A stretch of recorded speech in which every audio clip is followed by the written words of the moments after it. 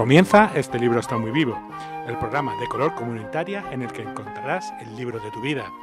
En la sección Libros que hablan nos reencontramos con un personaje que ya nos ha visitado con anterioridad, el detective manchego Macri, y su nuevo caso de secuestro de bebés en Nonatus, escrito por Adela Bravo Rubio. En los libros que cantan, nuestra compañera Raquel Escaño nos trae su reseña conectada con la música, y en esta ocasión con el ex-Beatle George Harrison. En Hay otras vidas pero están en esta, hablamos con la escritora Carmen Trella sobre su nueva novela Sendero del Destino. ¿Nos acompañas? Pues comenzamos.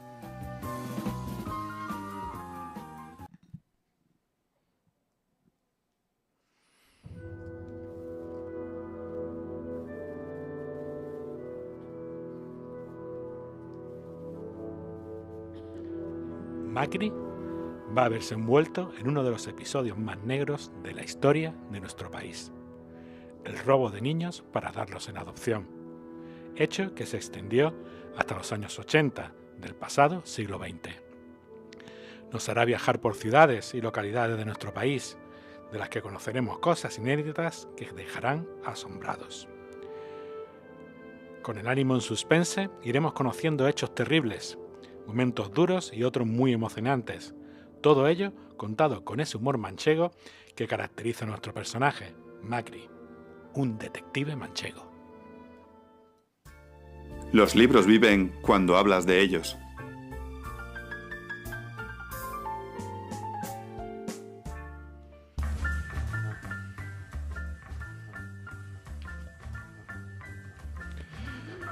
Hola, muy buenas tardes. Un saludo a toda la audiencia de Color Comunitaria y de Este libro está muy vivo. Como habéis escuchado, siguiendo en la búsqueda del libro de vuestra vida. Y bueno, y en esta ocasión, y ya como habéis visto en esta sinopsis con la que solemos comenzar, pues con una aventura de detective, con este personaje que ya conocemos, Macri, a través de otras dos historias anteriores. El primer Macri en su viaje a Roma, en que le llevó su investigación. Macri la cobra Taipán, que también vino por aquí, es escrito por Fernando Navarro, el anterior escrito a dos manos entre Fernando Navarro y Adela Bravo, y este Macri, caso nuevo de Nonatus, lo mostramos para los que nos están viendo por el streaming de YouTube, escrito por la otra parte de esta trilogía y de este personaje, que es Adela Bravo Rubio, que está con nosotros para hablarnos de este nuevo caso. Muy buenas tardes, Adela, ¿qué tal? Muy buenas tardes, muy bien, con mucha lluvia, pero muy bien. Sí, lo que pasa, hemos estado tanto tiempo pidiendo lluvia que no hacía falta que lloviera, que ha dicho, ahí voy, Sí, ¿sabes? Sí. Y ya si no nos hemos hartado, poco nos falta, Sí. tenemos bastante lluvia. Por un lado por suerte y por otro no tanto, porque está haciendo los daños que está provocando y todo eso. Saludamos ahí detrás de la pecera a Paco Carbonell, que pilota la nave y que nos va a llevar a buen puerto seguro. Y si nos escucháis, gracias a él que está ahí detrás al pie del cañón. Bueno, vamos a dar unas pinceladas sobre ti lo primero para que la audiencia se vaya situando. Adela Bravo, que es natural de Pozo Blanco. Haces el bachillerato con la Universidad Laboral de Zaragoza. Y eso pones tú en tu biografía, que te influye mucho en tu personalidad. Luego estudias medicina en Córdoba y tras licenciarse pues trabajas como médico rural. Uh-huh. Eso de médico rural también tiene que dar muchas ideas para escribir, ¿verdad? Lo que da mucho trabajo. Mucho trabajo, ¿no? Sí. Ahí no hay horario, bueno, ¿no? Ser médico rural en aquella época, estamos diciendo, porque ahora ya hay centros de salud. Sí, y claro, hablando de cuando se pasaban aquellas consultas. Bueno, en el 84 te trasladas a la Universidad de Burdeos, ¿no? Y realizas la especialidad de Salud Pública y la diplomatura en Medicina del Deporte. Luego, en 1986, eras la primera directora de un distrito sanitario en el Valle de los Pedroches. En el 92 te trasladas al Reina Sofía de Córdoba. Y luego haces la especialidad de Epidemiología y Medicina Preventiva en la Universidad Carlos III de Madrid. Uh-huh. Que cuando vino la COVID me imagino que te lo pasaría estupendamente, ¿no?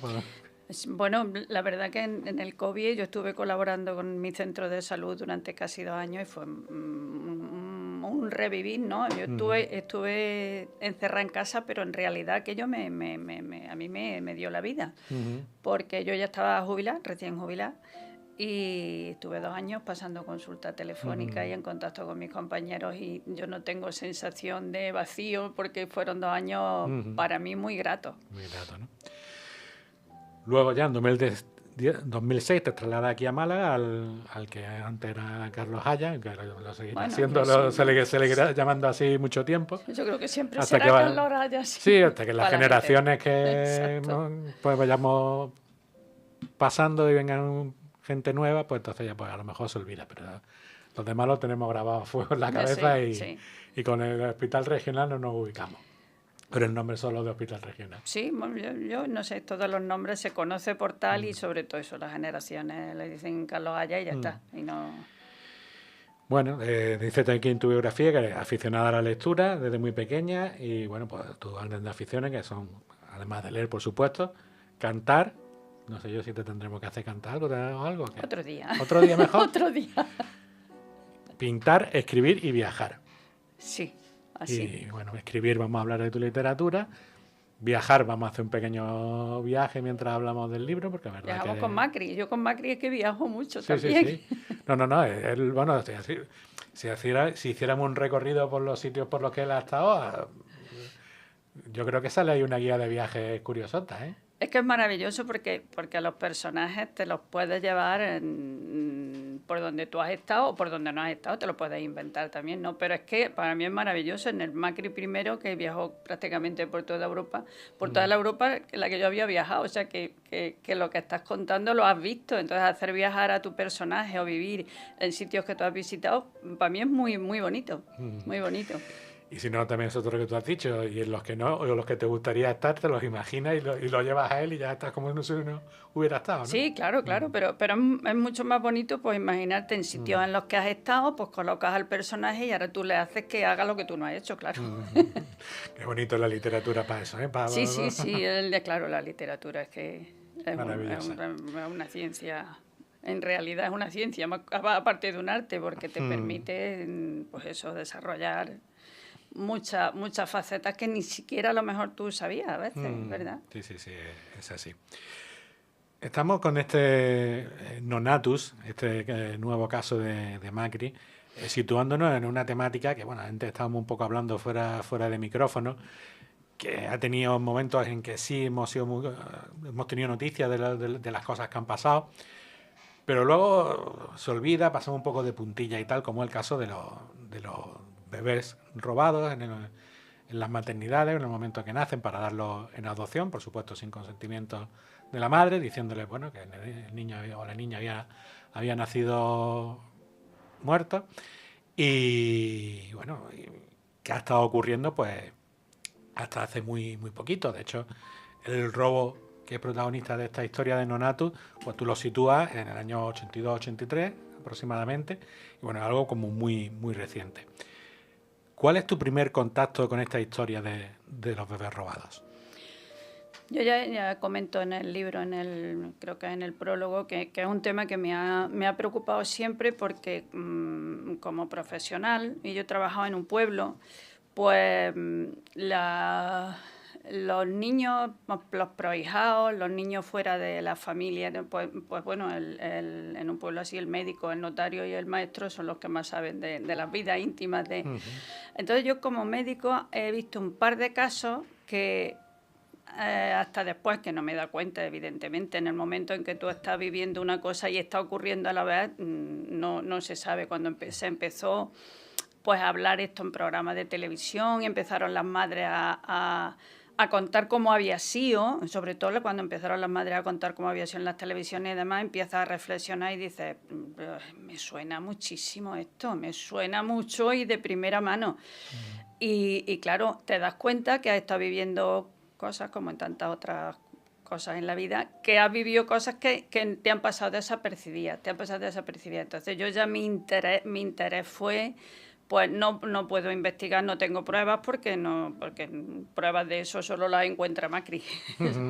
Pero claro, las características, lo que vas oyendo después, lo que investigas, cómo se han desarrollado por las sucesivas leyes de protección al menor y anteriores, pues bueno, te cuadra, te va cuadrando. Te va cuadrando el que un niño o dos de los que has conocido pudiera ser, porque son las características que explico también un poco, no sé si al principio del libro, en el prólogo, que generalmente era gente pudiente, eran bebés. En aquella época, cuando yo ejercía, era muy difícil un bebé adoptarlo. Se iba normalmente, yo recuerdo, a las diputaciones y eran niños mayores, o sea, bebés de meses y demás, había muy pocos. Yo tuve muchos pacientes que intentaban adoptar y demás, y siempre eran niños mayores. O sea que, y bueno, pues aquello que se decía, que también cuento ahí, que pues los niños estaban perfectos, sanos, sanísimos, guapos, guapísimos. Siempre eran de, cuando se le preguntaba, bueno, de una familia bien, siempre los habían adoptado de una familia bien, alguna cosilla que había en una familia, algún desliz, algo. Y por supuesto, quiero decir que eran de genes recomendables. Recomendables, ¿no? Sí. Luego te preguntaré también sobre eso. Este tema sigue siendo, con esto de que hemos decía que sale la noticia, luego se olvida y tal, sigue siendo un tema tan incómodo como para que se prefiera silenciarlo. Ahora mismo, pues fíjate, a mí me ha extrañado una cosa. Yo aquí me he puesto en contacto con dos asociaciones. Aquí en Málaga hay una asociación y otra nacional. Y bueno, les he comentado, les mandé un WhatsApp, un correo. Y les decía que había escrito un libro acerca de este tema y que se lo ofrecía para que lo tuvieran ellos, no sé, me parecía. Y no he tenido ninguna respuesta. O sea, una cosa.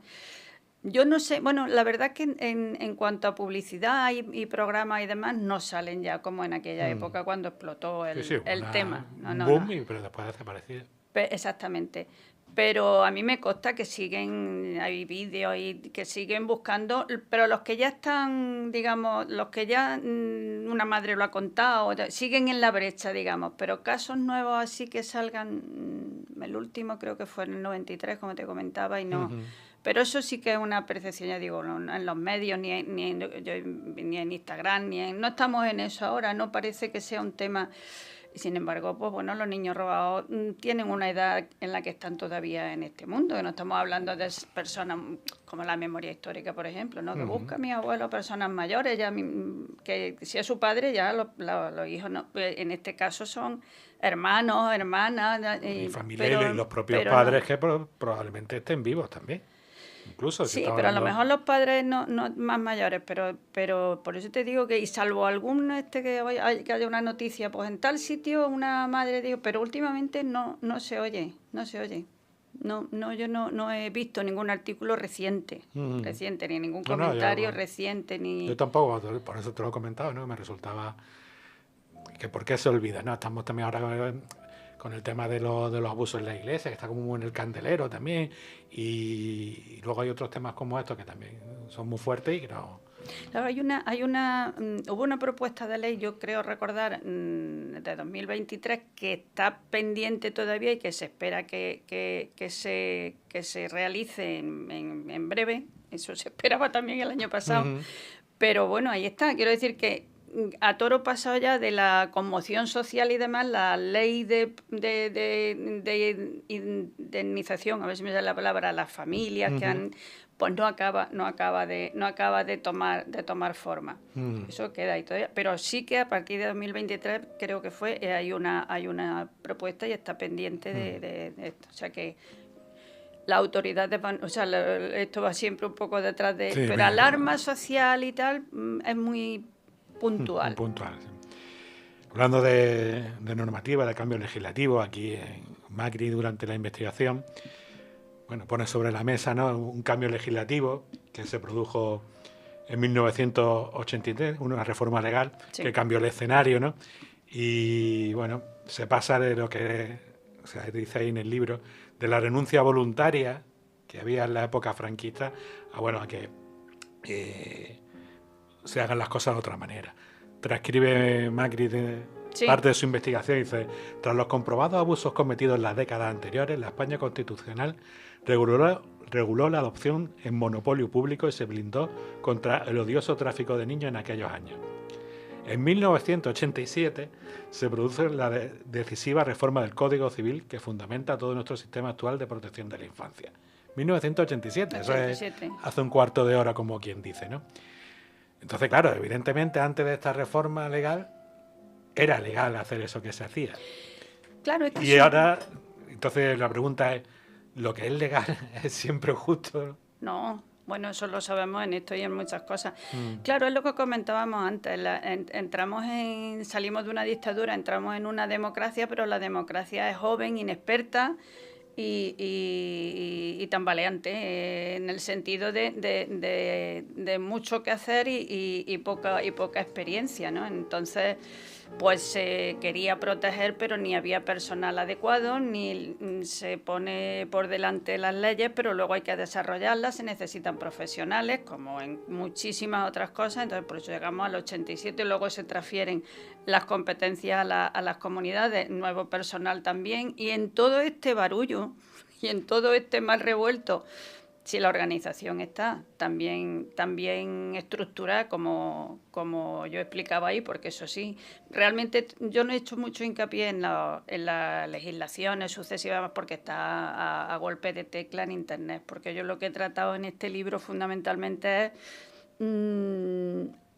que quien lo lea sienta de alguna manera, aunque eso siempre es imposible ponerse en la piel de otro, pero que sienta, pues eso, ¿qué puede pensar y sentir, valga la redundancia, una madre, un padre, una familia a la que de pronto se da cuenta que le quitaron a su hijo por los medios más ruines y más, porque todos los medios fueron desacertados y malos. O sea que el robo podía ser como más o menos alevosía, pero fue todo alevoso. O sea, por eso no insistió mucho en las leyes, porque dando un repaso y de, bueno, pues claro, cuando terminó el franquismo y empezamos la democracia, pues se instauraron muchas protección social, pero bueno, a ver, cuando las madres solteras y luego se instauraron las casas de acogida, pues todo eso arrancó, no lo podemos juzgar desde 2026 en que... No, eso no, siempre pasa, que la historia no la podemos juzgar con los ojos de ahora. No está pasando ahora con la protección de mujeres y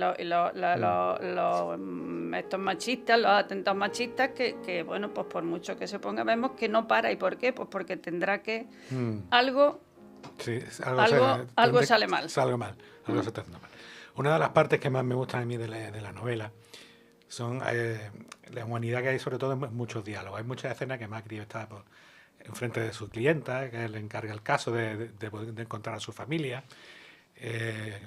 con la aparición de Halcón, que ya aparecía en el otro Macri, el policía del CNI que colaboró con él en el caso anterior en Roma, conversaciones con él, bueno, y pues no ir desvelando mucho, pues con otros personajes de la novela, ¿no? Que son diálogos en los que las emociones están a flor de piel, ¿no? Se pueden contar las cosas en modo narrativa o en modo diálogo, y yo creo que eso es un factor fuerte de los diálogos y las conversaciones de Macri con el resto de personajes.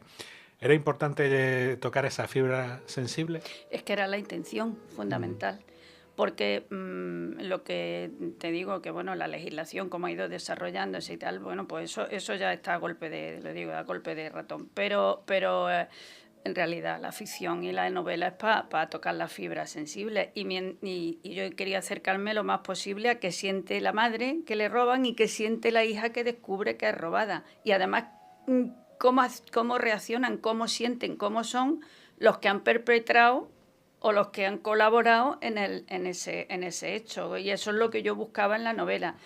Yo tengo que confesar que hay diálogos y pasajes en los que me he tenido que parar. Porque no podía seguir. Yo me emocionaba, porque cuando escribes que te pones en el papel del personaje. Yo hago hablar a la madre y me tengo que parar a veces, porque es muy fuerte. Si lo he conseguido expresar, fantástico. Y si no fuese así, que no te tuvieras, es que algo también te estaba haciendo mal.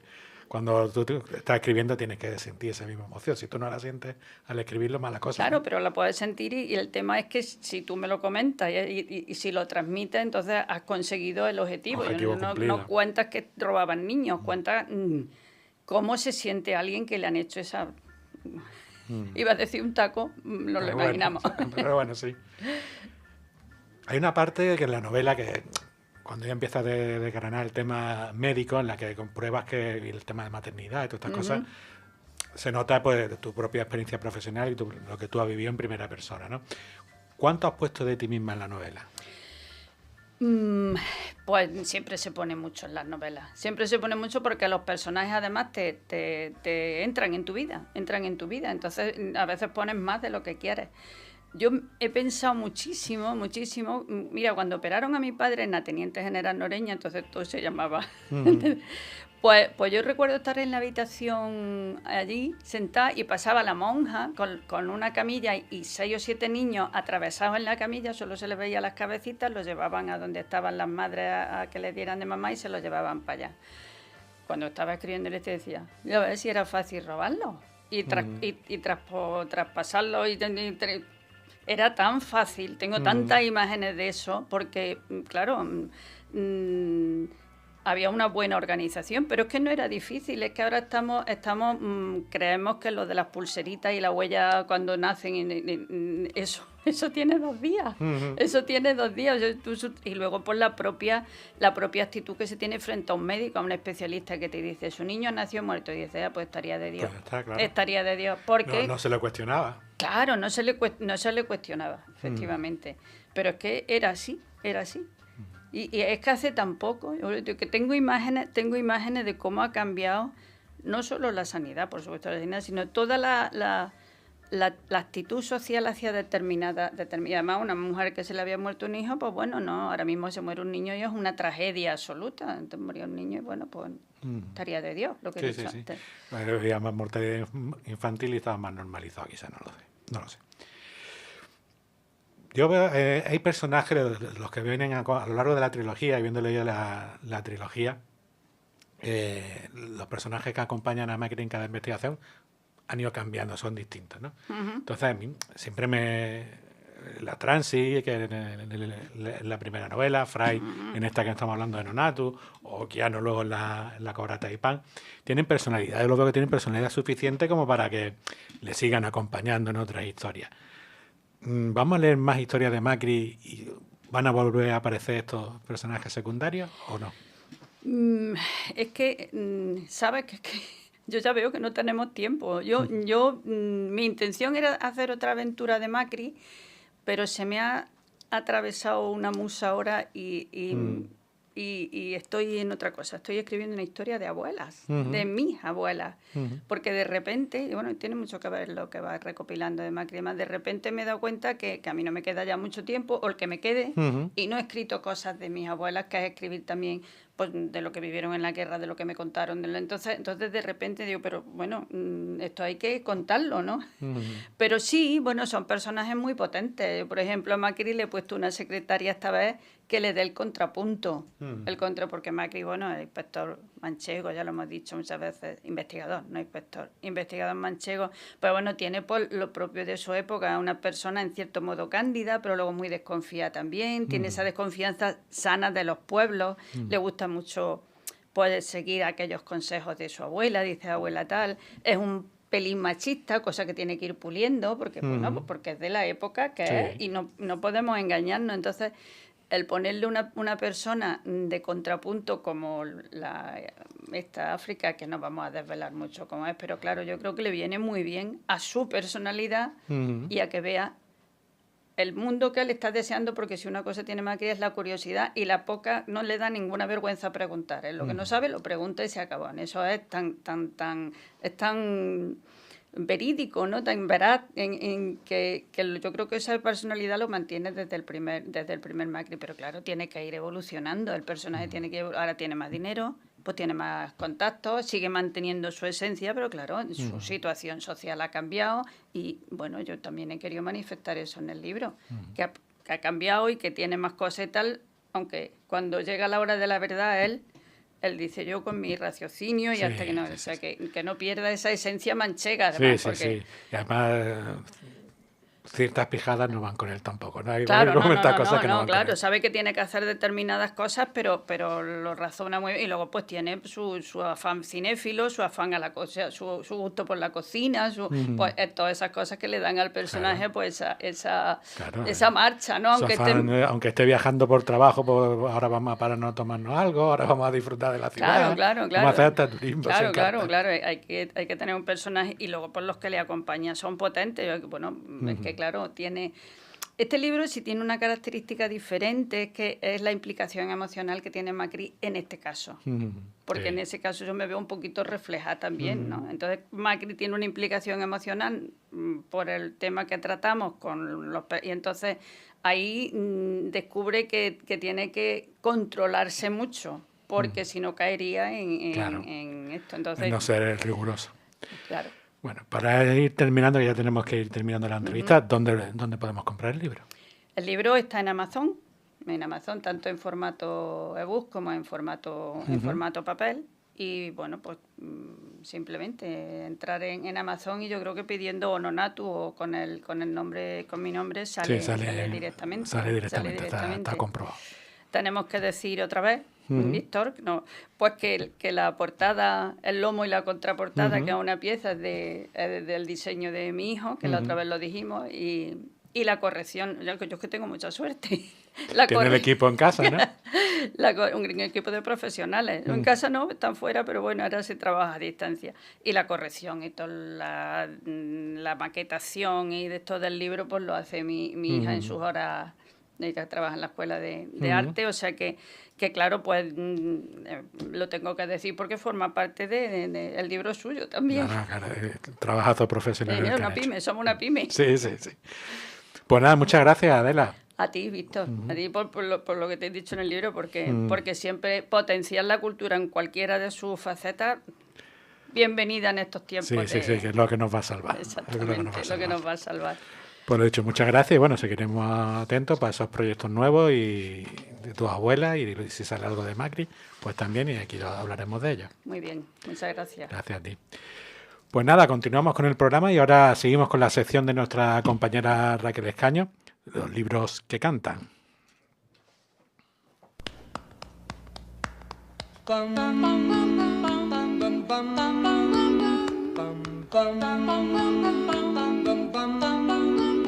Mr. Sandman, bring me a dream. Make him the cutest that I've ever seen. Give him 2 lips like roses and clover. Then tell him that his lonesome nights are over. Sandman, I'm so alone. Don't have nobody to call my own. Estudio en casa. Bueno, vamos una semanita más en nuestra sección, que sé que es de vuestras preferidas porque es de las mías también. Entonces, hoy quiero hablaros de un libro un poco especial. Y tengo que reconocer que realmente lo que yo quería era escuchar la canción. Yo estuve bicheando un poquito y no me pareció mal la opción del libro que os voy a comentar. Hoy quiero hablaros de un libro que ha sobrevivido más de 3.000 años y que sigue fascinando a aquellas personas que quieren comprender la vida y sobre todo comprender los cambios que se producen en ella. El libro en cuestión se llama El I Ching y también se le conoce como el libro de los cambios. No es un libro cualquiera, no es un libro de narrativa, de poesía, nunca hemos tratado este tipo de libros, ya que no tiene una historia lineal ni tampoco tiene una trama de principio a fin, sino que más bien este libro es una especie de espejo, ya que refleja tu propia situación y te da herramientas para que mires lo que está ocurriendo, lo que está pasando en tu vida y te invita a pensar, a reflexionar y sobre todo a decidir con más claridad. El I Ching nació en la antigua China y se escribió entre el segundo y el primer milenio antes de Cristo y obviamente es un libro que no tiene un único autor, sino que fue formado a lo largo de los siglos a partir de observaciones tanto de la naturaleza como de la astrología, como de la filosofía y de la propia experiencia humana de los filósofos que formaron parte de ella. Se dice que figuras legendarias como Fujin o como el propio Confucio contribuyeron al desarrollo de este libro. Fujin habría creado los primeros símbolos básicos que se conocen como trigramas y más tarde se organizaron en los 64 hexagramas, que son las figuras que hoy se usan para la interpretación de este libro. Confucio, el gran filósofo, por su parte estudió el libro y escribió una serie de comentarios que enriquecieron su significado moral y su significado filosófico. El I Ching lo que hace es que combina la sabiduría práctica y también la filosofía, y cada hexagrama, que está formado por 6 líneas que pueden estar continuas o partidas, que simbolizan el yin y el yang, representan un tipo de situación o de energía. Este libro es para tú abrirlo al azar y según la página que te toque, pues ahí es donde tienes que investigar. Pero la lectura no predice el futuro, es decir, no es un libro que hay que leerlo de forma literal, sino que lo que hace es que nos enseña a ver el presente, el momento presente, y a entender los cambios que se producen y a orientarnos en la manera que tenemos la manera en la que tenemos que actuar de una forma más consciente. Este libro se ha usado durante siglos y siglos como una especie de oráculo o de guía espiritual o de fuente de reflexión.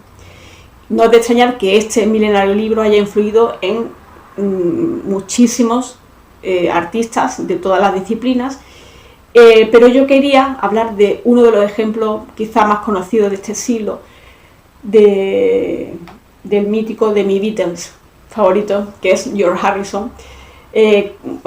Todos los que hemos seguido a los Beatles sabemos que era el Beatle tranquilo, ¿no? El Beatle espiritual, y él se acercó al I Ching a finales de los años 60 buscando esa claridad en una época en la que él estaba en una exploración espiritual que le siguió hasta los últimos momentos de su vida. Y un día pues se topó con el I Ching, abrió el libro al azar como dicen que hay que hacerlo, y le sugirió una práctica y una idea poderosa, que era la idea del cambio, de que todo cambia incluso cuando parece que nada se mueve.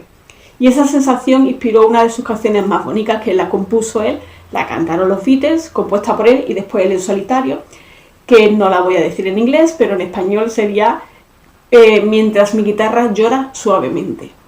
Y esa guitarra que lloraba suavemente es un reflejo musical de esa filosofía del I Ching, de la belleza, de la tristeza que conviven y de ver cómo la vida fluye constantemente. Así que cuando escuchéis esta canción, While My Guitar Gentle, no lo voy a decir whips, porque no me sale el inglés, ya lo sabéis. Pues nada, cuando escuchéis esta canción, recordad que detrás de ella hay un libro que tiene más de 3000 años, que nació en China, y que está lleno de líneas que nos enseñan algo muy simple pero muy profundo, que la vida está en cambio constante y que aprender a observar ese cambio es lo que nos ayuda a vivir mejor y a ser mejores. Así que nada, os dejo con este gran filósofo y este gran cantautor.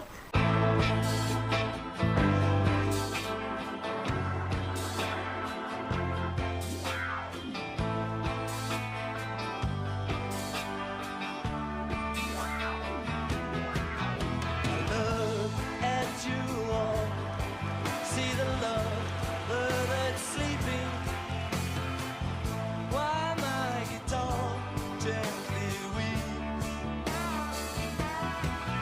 I love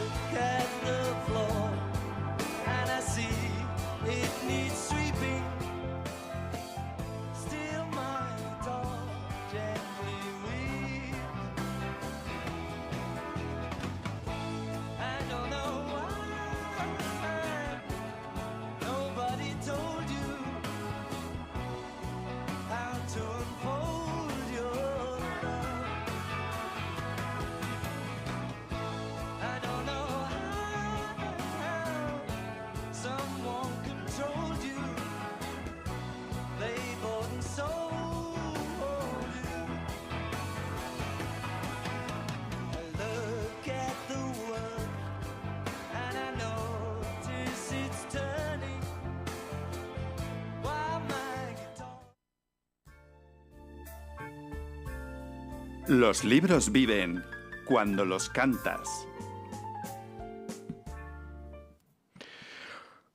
Bueno, pues continuamos con el programa después de haber escuchado la reseña y seguimos con esta sección de hay otras vidas, pero están en esta. Y para ello, bueno, hoy tenemos otro libro y otra escritora, en este caso Carmen Trella, que nos va a hablar de su última novela, Sendero del Destino, publicada por Ediciones del Genal. Creo que ya la tenemos ahí en la otra línea de la Honda. Os voy contando un poco la sinopsis de Senderos del Destino.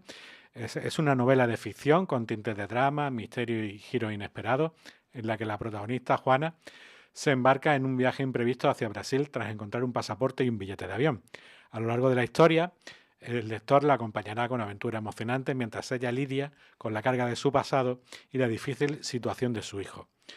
Guiada por el corazón y su instinto, Juana comienza un incierto viaje lleno de grandes consecuencias para ella y para otras personas que aparecerán en su camino sin esperarlo, llevándola a vivir experiencias sorprendentes. Esta novela teje tramas apasionantes con intrigas familiares, mientras explora temas como la supervivencia, la valentía,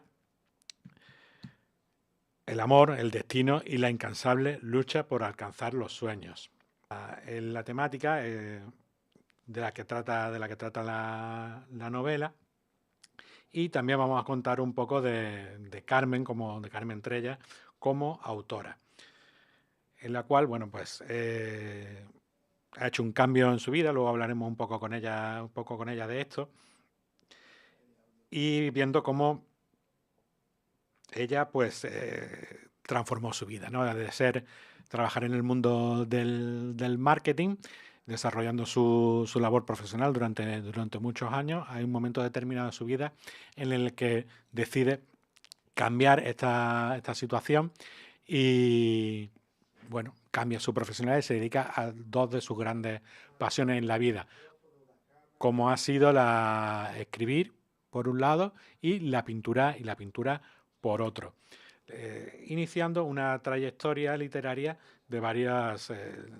ejemplares publicados hasta la fecha, y que serían, bueno, el más reseñable de ellos En un mar de olivos, que fue justo el anterior a este que estamos hablando, de Senderos del Destino, y que, bueno, consiguió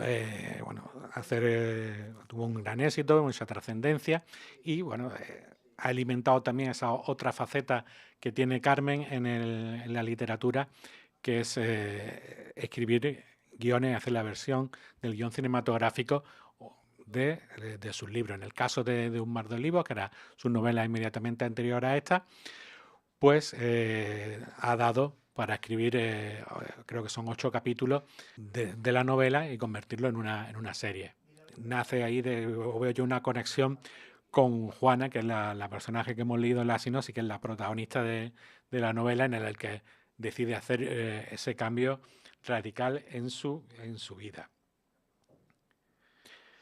Vamos a hablar de esos códigos que tienen tanto un arte como el otro. Habíamos dicho que es su cuarta novela, que está basado en una historia real, y que vivió en primera persona a través de un viaje que hizo a Brasil en 2024.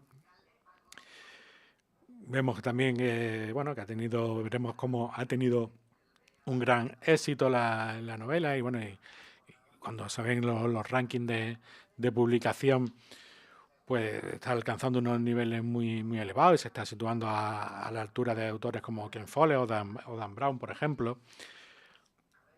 Y esta parte de hacer las cosas por impulso, por valentía, ¿no? O quizá por locura, no se sabe muy bien muchas veces de qué viene precedido ese tipo de actos, ¿no? Si lo consideramos un acto de locura o un acto de valentía. Esta disyuntiva, ¿no?, entre lo que es la locura y la valentía, ¿no? Esto, que esa raya tan pequeña, tan difusa muchas veces, y que hay que superar, y que muchas veces pues marca la diferencia entre ser un loco o ser un genio, como decía la canción de Mecano cuando hablaba de Salvador Dalí, ¿no? Y bueno, pues en esa lucha por intentar salir adelante, ahí es donde está el personaje, ¿no? Y bueno, que puede llevar, otro de los análisis que se hace en la novela es que puede llevar a una persona a romper con la vida que lleva, que bueno, más o menos exitosa, más o menos estable, más o menos precaria quizás en algún caso, que le puede llevar a cambiar la vida, ¿no? Eso es una parte también importante de la trama de la novela. Es un viaje, veremos cómo que se trata de un viaje iniciático, ¿no? Porque, bueno, es la primera vez que sube en un avión, la primera vez que toma ese tipo de decisiones. Y bueno, pues el miedo, ¿no? El miedo ante este tipo de decisiones y entre enfrentarse a cosas nuevas, ¿no? Y luego hay ese paralelismo, ¿no? Que comentaba hace un momentito entre la propia vida de Juana, que es la protagonista de la novela, y de Carmen Trella. Carmen Trella, para que se vayan situando, que es malagueña y residente en Mija desde hace más de 20 años, que ella es licenciada en empresariales y de ahí bueno empezó esa labor que hablábamos hace un momento con su propia consultoría de marketing y comunicación, que la fundó allá por el año 2000, y ese cambio de vida del que hablábamos fue en 2014 y bueno, eso fue la ruptura de la que hablábamos, ¿no? Dice ella que en sus novelas trata de plasmar lo cotidiano, lo real, destacando aquellos temas que le preocupan o le provocan emociones especiales. Hola. Muy buenas a todo esto, buenas tardes. Muy buenas tardes, ya por fin, ya tenía yo ganas ya de escuchar tu voz. Hemos dicho que es tu cuarta novela ya, este Sendero del Destino, publicado por Ediciones del Genal. Y bueno, después del éxito que tuviste con Un mar de olivo, que fue el inmediato anterior, y bueno, hemos estado situando, hemos leído también la sinopsis para que bueno, todo el mundo sepa ya por dónde vamos y ya estamos situados. Estamos con Juana, que ha encontrado mientras trabajaba en el aeropuerto de Madrid un pasaporte y un billete a la ciudad de Fortaleza en Brasil, y que curiosamente ese pasaporte, esa fotografía de la persona que es dueña de ese pasaporte, pues tiene unos rasgos muy, muy parecidos a ella. Y eso le hace que ella, pues de una manera, se tome una determinación y decida suplantar a esa persona, utilizar ese pasaporte, utilizar ese billete de avión, dejar la vida que tiene y viajar a Brasil.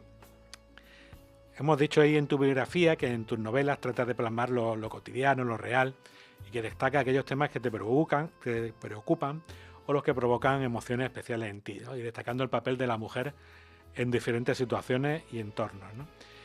Sobre esa base yo me preguntaba, ¿la realidad siempre supera la ficción? Siempre, siempre, Víctor, la realidad siempre la supera, porque la ficción podemos crear, como la creamos, pues podemos hacerla más corta o más larga, pero la verdad, la realidad, pues es tan inesperada que a veces nos sorprende.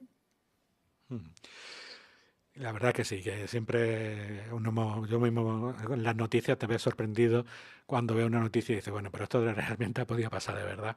Y la verdad que es así, Sí, ¿no? sí. En base a esa misma idea y que te gusta tocar el tema de la mujer, el papel de la mujer, ¿siempre ha sido más importante el papel de la mujer de lo que se ha reflejado en los libros? Bueno, el papel de la mujer a lo largo de la historia ha sido, pues yo creo que, no voy a decir ni más ni menos que el papel del hombre. Lo que pasa es que ha estado silenciado, oculto, ha estado poco visible en muchos aspectos de la vida por las circunstancias, por la tradición, la mentalidad, las costumbres, por lo que sea, pero mujeres destacadas ha habido muchas. Lo que pasa que no siempre tampoco han tenido todas las oportunidades que han tenido los hombres, pues para estudiar, para desarrollarse profesionalmente, personalmente. Entonces, claro, el papel de la mujer ha sido importante porque ha sido la base de la familia, del el personaje silencioso que estaba detrás de los éxitos de esos maridos, de esos hijos, y que muchas veces ellas con su esfuerzo y su sacrificio han conseguido que ellos triunfen, y ellas no han podido hacerlo. O sea que el papel de la mujer ha sido muy importante. Fundamental, diría yo. Sí. La novela, como ya hemos comentado en ese inicio, va de tomar esas decisiones arriesgadas, guiadas por el corazón y el instinto, ¿no? De hecho, la novela la comienza dedicándola a las personas que han tomado decisiones en este sentido y de esta manera, ¿no? ¿Seguir siempre los impulsos del instinto es locura o valentía? Pues, ¿qué diferencia hay? Bueno, Yo creo una que es muy fina en valentía. todo caso, ¿no? Es muy fina la diferencia, pero yo creo que ante todo es valentía. Locura, pues depende, depende para quién sea la locura, para el que lo hace o para los de alrededor. El que lo hace lo toma esa decisión guiada por ese impulso, pues porque, no sé, porque es lo que quiere, porque es lo de que desea o porque su subconsciente así se lo pide. Entonces yo no creo que sea una locura. Sea acertada o no al final, es su decisión. Ujú. A lo mejor ese ser acertada o no es lo que hace que los demás pensemos en que ha sido una locura o una valentía, ¿no? Si resulta que le sale todo bien, decimos, uy, qué valiente ha sido. Y si le sale nada más que Exacto. regular, lo valoramos como que ha sido un error, ¿no? Pero dicen que para un acierto tiene que haber varios errores detrás, ¿no? Las cosas no Mm, se descubren, y si no pregúntale a los científicos, a la primera. Entonces, hay que hacer mucha locura para que esas locuras, algunas sean aciertos y mm. otras pueden ser error, pero son la base de futuros aciertos. Leí hace poco una cita de Churchill que decía que el éxito no era más que no perder el buen humor mientras vas cometiendo errores, ¿no? Efectivamente. Hay otra idea que se plantea en la novela, sobre todo al principio, cuando Juana toma esa decisión de cambiar su vida por completo, porque es lo que hace, deja su vida atrás, incluso deja a su hijo. Aquí, ese cambio radical en su vida, esa decisión, precisamente cuando está en su momento más estable, porque tú vas leyendo la novela y ya viendo que lo ha pasado muy mal a lo largo del tiempo, y ahora resulta que justo cuando toma la decisión es cuando está un poquito más estable. Tampoco es que esté para tirar cohetes, pero bueno, está pues, bueno, con un trabajo más sólido y bueno, menos, piensa uno que a lo mejor con menos ganas, menos necesidad de cambiar, ¿no? Sin embargo, lo toma así, ¿no? Y la pregunta es, ¿la felicidad o el estado de felicidad, eso al final es una utopía o es algo relativo? Una utopía no creo que sea. La felicidad plena, completa y permanente, yo creo que eso no existe. Existen momentos felices. Entonces, sí hay felicidad plena en ciertos momentos, en cuanto nos sentimos que pues realizado o con un nivel de satisfacción grande. Y la protagonista, a pesar de estar en su momento estable, pues tiene detrás de ella ese deseo desde pequeñita, desde niña, de encontrar respuesta a su vida, al sentido del por qué y el cuándo y quién es ella. Y entonces, guiada por esa obsesión ya, porque se convierte casi en una obsesión para ella, pues decide arriesgarse y dejarlo todo y cometer una infracción, Ujú, como es usar el pasaporte y el billete de otra persona, pero como que pues decide jugárselo a todo. ujú, Y bueno, pues ahí está el tema, ¿cómo le saldrá, no? ujú. Hay otra parte también que está inspirado, la historia te la inspira en un viaje que hiciste a Brasil en 2024. Y bueno, tras esa estancia, bueno, pues te surge la idea de la novela. ¿Qué te impactó de ese viaje que te llevó a eso, a inspirarte la idea y a escribir la novela? Bueno, y tengo que decir que la primera idea surgió en el mismo aeropuerto, cuando yo iba a tomar el vuelo para ir a Brasil, y fue la imagen de una limpiadora. No sé lo que me llamó la atención de ella, no recuerdo siquiera su cara ni nada, pero quizás su gesto, su mirada, no lo sé. Algo me hizo un clic en la cabeza y me hizo hacerme algunas preguntas, ¿no? Y plantearme situaciones. Y bueno, así quedó.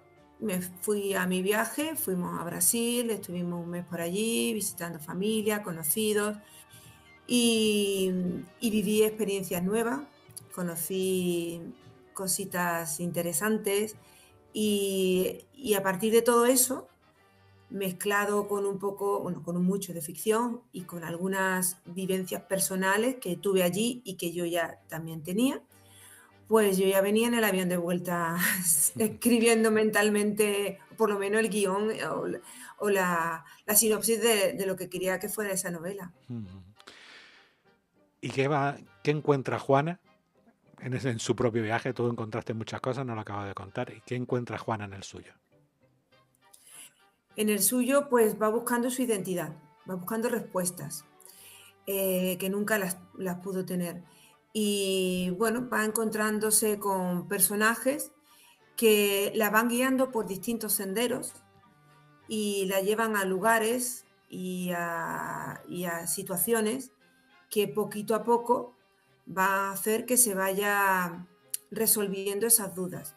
Tarda mucho en resolverlas, tarda bastante, porque no era fácil, ella no tenía apenas datos de lo que quería buscar, pero bueno, el destino la va poniendo en el sendero adecuado y se van cruzando las personas que le hacen, o el destino le pone esas personas en su sendero para que ella vaya encontrando el sentido y un alivio del por qué ha hecho ese cambio, aunque en ciertos momentos duda mucho de que haya hecho lo correcto y se arrepiente y casi quiere volver, porque no es tan rápido encontrar lo que ella va buscando. Bueno, eso es normal que tenga esas dudas, porque bueno, yo creo que cualquiera en una decisión así tan importante y tan fuerte tendríamos dudas todo el rato. Ya lo tiene prácticamente desde que se está sentando en el asiento del avión, que era del billete de esta persona.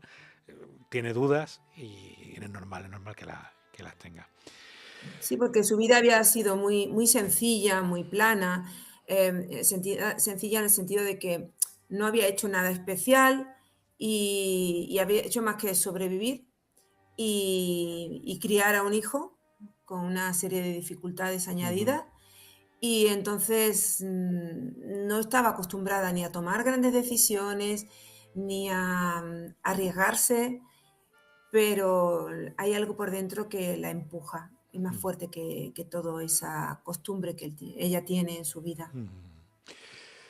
Hay que decir que la novela está funcionando muy bien, porque recientemente se ha hecho una publicación de los libros de ficción destacados en Málaga. Ha sido el número 3. Sí, a la altura de estoy muy contenta por eso. a la altura de superventas como Javier Castillo, malagueño también, Sí. pero por encima de autores como Ken Follett o Dan Brown, que no es Sí, la ninguna verdad es que tontería. está gustando mucho. También porque yo creo que con la anterior novela, En un mar de olivos, se me conoció mucho y Funcionó tengo muy bien muchos también. seguidores y entonces estaban deseando que yo sacara una nueva novela y ha tirado de esos seguidores que ya tenía. Y cuando tú te ves en ese ranking, ¿cómo te sientes? Y yo no me lo creo, digo, se han equivocado. Hay otra escritora por ahí que se llama Carmen Trella Sí, que se llama también, igual que yo y ha escrito el mismo libro con el mismo con el nombre mismo que yo. título y el tal, mismo casualidad, título. ¿no? Sí, la verdad es que vamos, tiene que ser eso una experiencia súper Dije, wow, bonita. wow, wow, no me lo puedo creer. No, nada más, me lo puedo imaginar, ¿no? Y bueno, ya para ir cerrando la entrevista quería preguntarte, porque tu otra gran pasión es la pintura, y no deja de ser otra forma de contar historias, ¿no? Y para ti, en ese contar historias, escribiendo y pintando, cómo funciona uno y cómo funciona el otro, y cuándo tiras de una y cuándo tiras de otra. Pues tiro de una o de otra, pues en función de lo que no sé, de la musa, llámale, de la necesidad, del deseo. La semana pasada recuerdo que un día me levanté y dije, necesito pintar algo con mucho color. Uh-huh. Necesitaba como alegría, ver algo visualmente como muy alegre, ¿no? Uh-huh. Y entonces un lienzo que tenía ahí he pintado un cuadro con mucho color. Y hay otras veces que digo, necesito, no sé, hay algo que me mueve por dentro, que siento, que pienso, y la mejor forma de expresarlo para mí es escribir. Entonces escribo pequeños textos o cartas, más bien cartas no, como pequeños textos que luego me pueden servir para incluirlos en algún libro o para simplemente para dejarme fluir y dejarme plasmar en papel lo que siento y verlo con más claridad, me ayuda mucho. Sí, el arte en general tiene mucho de terapéutico. Bueno, y ya sí. Antes de despedir, ¿dónde podemos comprar el libro? Bueno, pues en Málaga la pueden comprar en la librería Proteo y Prometeo, ya que las dos están editadas por Ediciones del Genal, y en la librería, en la Casa del Libro también, y realmente en cualquier librería lo pueden pedir porque el distribuidor se lo lleva. Uh-huh. Y también por Amazon. En Amazon lo tienen en versión Kindle para el ebook y en versión papel. Pues nada, fenomenal, que nadie se la pierda porque es una historia que te invita a descubrirla, una historia interesante. Y nada, pues nada, agradecerte mucho este ratito que has compartido con nosotros, y bueno, y en proyectos futuros pues poder contar contigo de nuevo aquí en este libro está muy vivo. Muchas gracias. Muchas gracias a ti, y bueno, yo espero que nos veamos en la Feria del Libro de Málaga, que ya mismo es, y yo estaré por la caseta de Proteo Seguro firmando ejemplares, y quizás por la Casa del Libro. Aún estamos cerrando fechas. Uh-huh. Nos veremos seguro, pues estaremos por allí para ponernos al día de todo, y bueno, buscando, como en este programa hacemos, el libro de nuestra vida, que decía una amiga escritora que no es que no te guste leer, es que no has encontrado el libro de tu vida. Entonces nosotros estamos en esa batalla. Pues muchas nada, gracias, Víctor. Muchas gracias a ti, y eso, nos vemos por lo menos en la Feria del Libro como muy tarde. Un saludo. Seguro que sí. Un abrazo. Gracias. Gracias a ti. Saludos para todos. Adiós. Hasta luego. Pues nada, despedimos aquí el programa, un programa más de Este Libro Está Muy Vivo, aquí en Color Comunitaria. Os citamos dentro de otros 15 días, el 19 de febrero. En este caso contaremos con la psicoterapeuta y escritora Celia García Díaz, y haremos nuestra conexión con la Toscana, con el grupo de Editamundi, en este caso con la escritora Valentina Polimeno, abriendo fronteras desde aquí, desde Color Comunitaria. Hasta entonces, pues nos podéis seguir en redes sociales, en Facebook, en Instagram, buscando Este Libro Está Muy Vivo, o a través de la web del Colectivo Malagueño de Escritores, cmeescritores.com. Hasta entonces, pues nos seguimos escuchando aquí en Color Comunitaria, y felices lecturas. Hasta aquí, Este Libro Está Muy Vivo. Lo hemos pasado estupendo mostrándote que un libro no es un objeto estático. Para que los libros estén todavía más vivos, contacta con nosotros en Instagram o Facebook buscando Este Libro Está Muy Vivo. Sigue disfrutando de la radio. Sigue disfrutando de Onda Color.